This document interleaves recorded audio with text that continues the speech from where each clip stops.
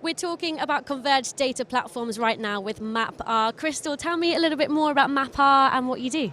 Sure. MapR is a big data platform, and so it's software that allows you to do massive computations on a large cluster of computers. So, if you're dealing with massive amounts of data, then you need a data platform that can handle it, both from a storage and processing perspective. And the only cost-efficient way to deal with massive amounts of data, and here I'm talking about, on the order of petabytes or larger, is to use a large distributed computational platform, and that's what MapR is. So give me a little bit more detail about the solutions that you provide to various clients. Sure. So we offer a number of solutions. So we have customers in many different industry verticals. We are here because we are really interested in connected car. It's a really compelling use case, and I'll be giving a talk tomorrow about some work we're doing with Audi.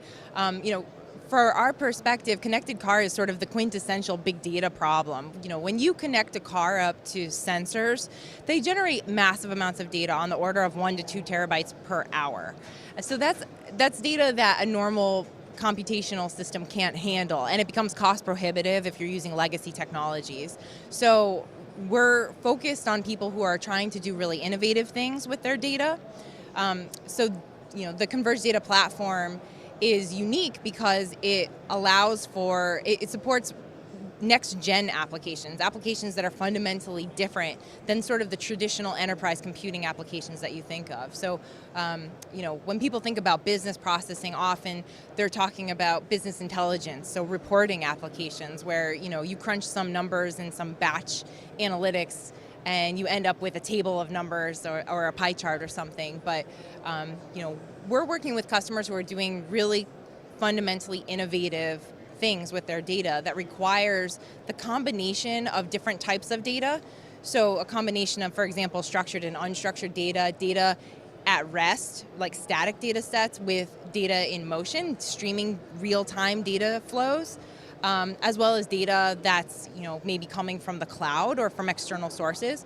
So really, if you have a problem where you need to aggregate across and integrate very disparate data sets, you need a fundamentally different type of computational platform. And so that's what our platform is. It enables next-gen applications, and it also has this wonderful benefit of supporting legacy applications as well. So applications that are currently running mission-critical applications in businesses today that run on database technology or file-based systems also run the same on the MapR platform, but for a fraction of the cost of what it would take to do it on legacy technologies. Well, that's some great insight. And you're based in San Jose, in Silicon Valley. I imagine you're very much in the circuit of knowledge and breakthroughs and everything that's changing about the connected car industry. Can you give us any foresight on where you think the industry is moving to in the next 5 years or so? Sure. There's been, in Silicon Valley, there's a tremendous emphasis on machine learning and artificial intelligence. And obviously, autonomous driving is a great example of that. Autonomous driving algorithms are based on supervised machine learning algorithms, which are fundamentally big data problems because you're trying to devise an algorithm that's supposed to mimic human driving behavior.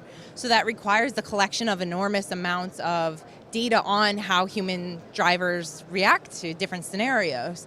So thousands of hours of human driving data go into, for example, the Google car application, right? So machine learning and artificial intelligence, I think, are really big areas that are going to be increasingly important in the connected car story. Even if we're not talking about fully autonomous driving cars, we're starting to see different features of autonomous driving integrated into commercial cars. So, for example, the technology for the car to stop itself, the technology for a car to park itself, the technology for the car to detect when the driver is suffering from fatigue and should stop and get a coffee.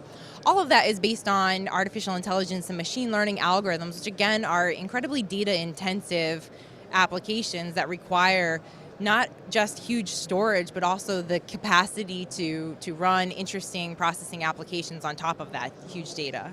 Super. Well, it sounds like MapR have a lot of fantastic insights, and I do recommend that you pay Crystal here a visit. Thank you very much for your time. Thank you. Cheers.